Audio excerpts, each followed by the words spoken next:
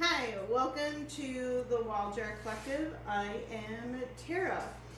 We are bringing to you the Sunday soup series, and today we are going to do a basic tomato soup that you can enjoy fresh or canned. It's totally up to you. Basically, you need 6 pounds of tomatoes. Romas work best. Otherwise, any other tomato that's like a paste tomato. Because we are going to be adding some tomato juice to this, so you don't want it to be too juicy, otherwise you're going to have to simmer it a lot longer. I'm going to bring to you my lazy girl method. When I am doing stuff that I am blending down, I do not like to remove the skins. Part of me feels like removing the skins, like you're removing some of the nutrients from the vegetable. So I'm going to tell you how I do this part. So there's 6 pounds of Roma tomatoes here, beautiful from the garden. We are going to just go ahead and we're going to core them out. I have fully washed these, so you want to make sure you're washing them as well. And we're just going to go ahead and core them out. Okay, and then we are going to cut them. I like to just go in quarters. And then we're going to add them right to the food processor. All right. Do another one, and then after I finish all of these like 26, 30 some Roma tomatoes to make 6 pounds, I will be back to show you what I do in the food processor, how full I fill the food processor so we don't have any juices or stuff that escape. Alright, so I have about 8 Roma tomatoes here that I cored out and sliced up into quarters, and now I am going to pulse them in my food processor until I get the right chop that I want. If you want, you can chop these by hand too. This is just easy, lazy girl method. So I will be back to you in a second because this is going to be extremely loud. So I'll be back to you in a second and show you what type of texture we're looking for. Alright, here is the kind of texture we are looking for. If you pulse it a little bit too much, it's okay. You're just going to have a little bit more juice in there, and it's probably just going to have to cook a little bit longer. But chunky, this type of texture is perfect, so it can break down as it's cooking. So I'm going to go ahead and dump this batch in, and I am going to finish the rest of my tomatoes.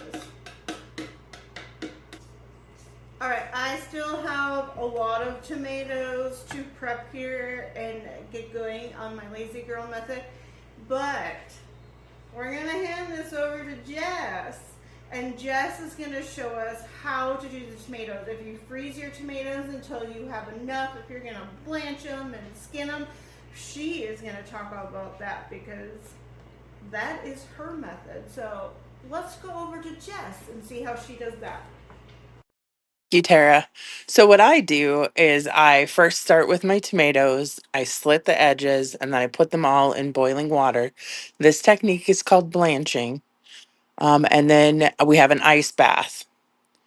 Once the tomatoes crack like this, the skin cracks, it's time to put them in the cold water.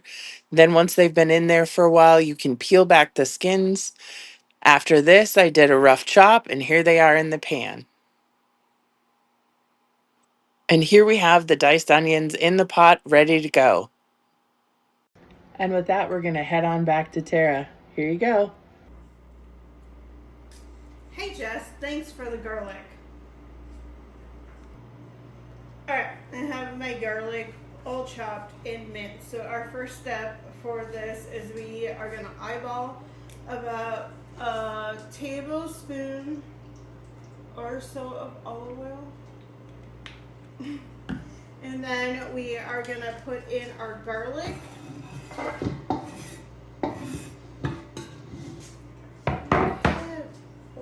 of the garlic. Garlic adds so much flavor. And then we're gonna put the onions in. And now we are gonna saute this until they're like translucent and really like fragrant.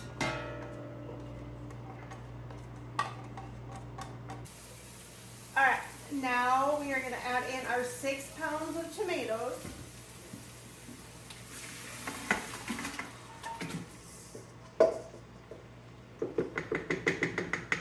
Side note, remove your spoon.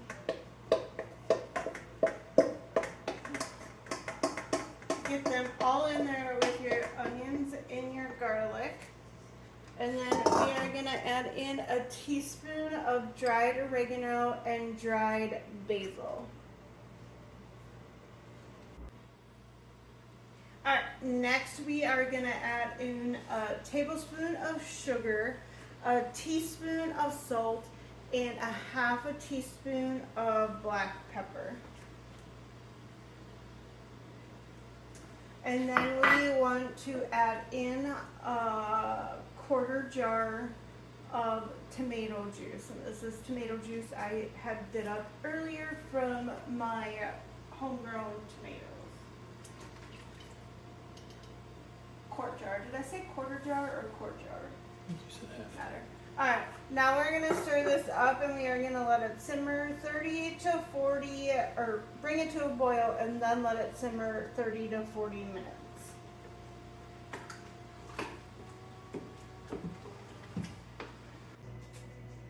Once you have blended all of your soup so it is nice and smooth, you're going to return it back to the pot and do a simmer for like 5 minutes.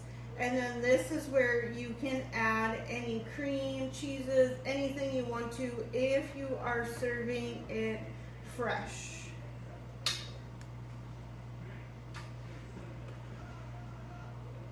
Alright, with that, we are going to pass this off to Jess and she's going to show us how to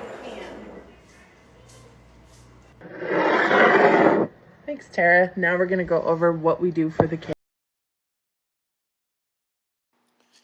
To prepare the jars, we rinse them and put them in a 375-degree oven for at least 10 minutes. This will sterilize the jars.